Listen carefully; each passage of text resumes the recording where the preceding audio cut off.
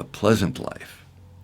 Have a nice day has become a common substitute for goodbye in our culture, but has similar connotations to bonjour in France or good day in Australia. The general sentiment is to wish the other a pain-free existence. Indeed, biologically, we are wired to avoid pain and seek pleasure.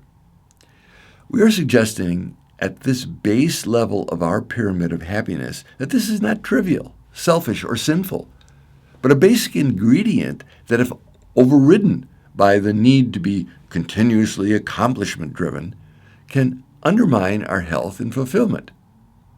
On the other hand, if we confine ourselves to just base pleasures and try to make that our raison d'etre, our reason for existing, we sentence ourselves to a never-ending merry-go-round of looking for the next sensual stimulation. We do have some biological safeguards from being drawn into the web of overdoing any particular sensual delight, in that the body soon habituates to any repeated stimulus, so it does not produce the same level of pleasure, thereby requiring greater doses to produce the same effect until it ceases to be pleasurable regardless of the amount taken in. This process of habituation helps us not overdose our system with any type of stimulus. In his book, Authentic Happiness, Marty Seligman gives advice on orchestrating your pleasures to maximize your enjoyment and benefit from them. Habituation can be countered by spacing your pleasures carefully and entering into a reciprocal surprise arrangement with a friend or lover.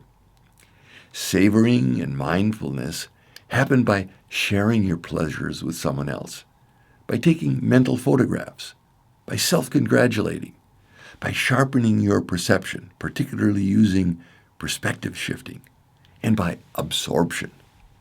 In other words, we can intelligently use mental strategies to orchestrate our self-care to be a balanced base in our personal pyramid of happiness without devoting our life to materialism like an Epicurean or becoming obsessed like a hedonist. Now, many of us are in no danger of those extremes, but could use some coaching on relaxing into pleasure. Here, Seligman recommends 4 techniques for enhancing our savoring of simple pleasures. Basking, taking time to let enjoyment sink in. Giving thanks, expressing gratitude.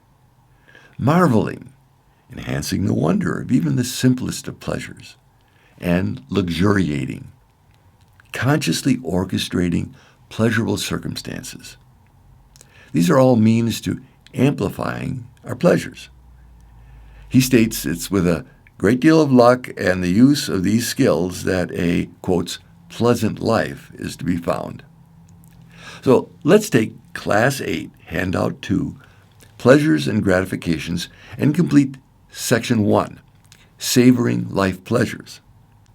Write one way you are willing to practice savoring of different pleasures in your life before next class in each of the following ways, picking a different anticipated pleasure for each method. A, basking, that is, taking time to let enjoyment sink in. B, giving thanks, expressing gratitude.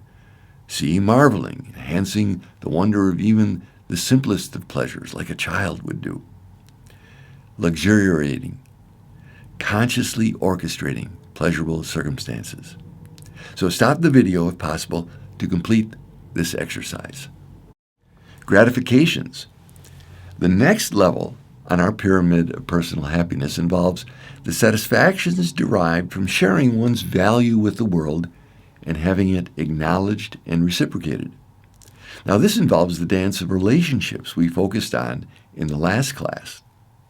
Seligman calls these gratifications, which are part and parcel of right action.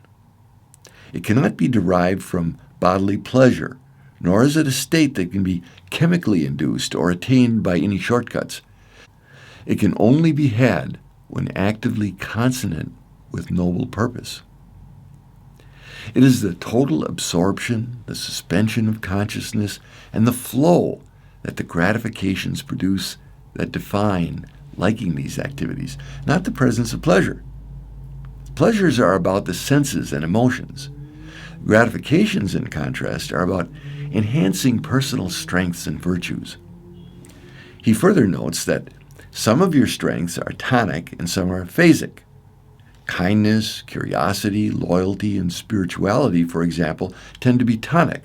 That is, you can display these several times a day, several dozen times a day, for example. Perseverance, perspective, fairness, and valor at the other extreme tend to be phasic. You cannot demonstrate valor while standing in a checkout line or sitting on an airplane, unless terrorists hijack it. One phasic action in a lifetime may be enough to demonstrate valor. You'll find some strengths that are deeply characteristic of you, whereas others are not. I call the former your signature strengths, and one of my purposes is to distinguish these from strengths that are less a part of you. I do not believe that you should devote overly much effort to correcting your weaknesses. Rather, I believe that the highest success in living and the deepest emotional satisfaction comes from building and using your signature strengths. What is the good life? Seligman rhetorically asks and answers. In my view, you can find it by following a startling, simple path. The pleasant life might be had by drinking champagne or driving a Porsche, but the good life is using your signature strengths every day to produce authentic happiness and abundant gratification. This is something you can learn to do in each of the main realms of your life: work, love, raising children. Let's take Class 8, Handout 2, Pleasures and Gratifications, and complete Section 2, Gratifications. Select 3 of your signature strengths. For example, kindness, curiosity, loyalty, spirituality, perseverance, perspective, fairness, valor, and write A, an acknowledgement of how you have created satisfaction with it in your life, and B, how you're willing to create more satisfaction with it before next class. Complete A and B for your signature strengths 1, 2, and 3. Stop the video if possible to complete this exercise. Defining your life purpose. The apex, or third level of our pyramid of personal happiness, is the rewarding experience derived from embracing your purpose and living your mission. To find this is not to have to travel to the far reaches of the earth and seek the guru in the mountain cave. It involves delving deeply into your own soul and finding the stirrings within your heart. It is your covenant with the divine you came into this lifetime to fulfill. As Yeshua in Love Without End shares, your true covenant is encoded in the patterns of alignment you originally knew with God. Your being is not evolving into something other than your own intrinsic nature. You have an opportunity to examine and assimilate all the varieties of experience through the beingness you have put on and wear for a time like clothing. Through involvement with other beings in life, your reason for living is expanded. This is your history, and history is real insofar as it is the repository of experience. You would, however, be operating under a very strained illusion to believe that your personal history is the cause of who you are. This is why a person can reveal himself in the quickness of a heartbeat to be quite different than his personal history might suggest. Such startling manifestations are most likely to occur in the presence of rekindled purpose, or the restoration of one's true state of love. One's true being is now. We will engage now in an exercise that I have done many times in my life, and perhaps some of you have also. Nevertheless, every time I do it, although the words are different, the spirit and feel of it deepens, giving me reinforced certitude in my inner guidance and trust in my path. Even though the details, characters, and directions may change from day to day, it's never boring. Always full of surprises and new challenges and emotional peaks and valleys. We're going to write a statement of purpose for our life. Even though the words are not our purpose, we can use words infused with our spirit to approximate the feeling that our true purpose inspires in us. It's important that each person uses his or her own words and feelings to make his or her own unique statement. Statement of purpose. Take Class 8, Handout 3, Statement of Purpose. A way to define your life purpose is as follows. A. List your unique personal qualities. Examples: enthusiasm, creativity, humor, etc. Now, unique does not mean you're the only one that has this quality, but that quality in combination with others you possess helps define your uniqueness. B.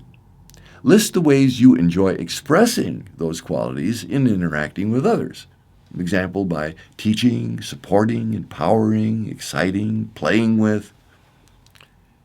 C. Describe the way you'd like to see everyone in the universe interacting with everyone else. Now, this is a statement describing the ultimate condition, the perfection of the universe in your terms.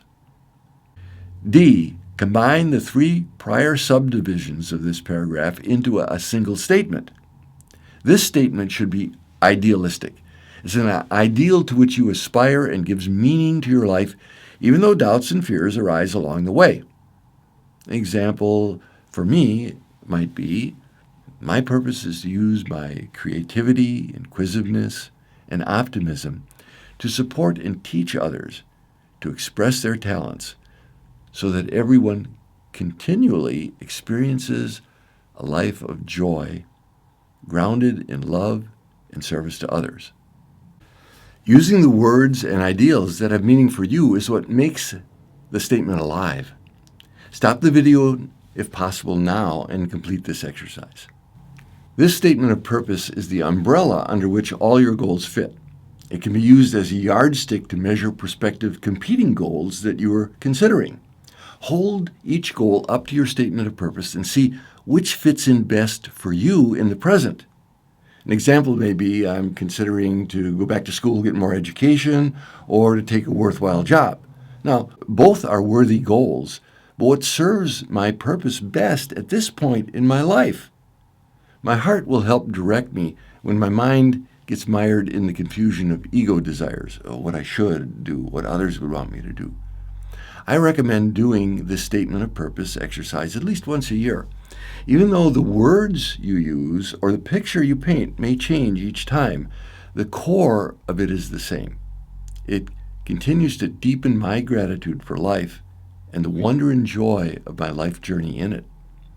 I suggest you put your statement of purpose somewhere prominent where you can see it often. I also suggest you share it with supportive people in your life and assist them to write theirs if they're open to it.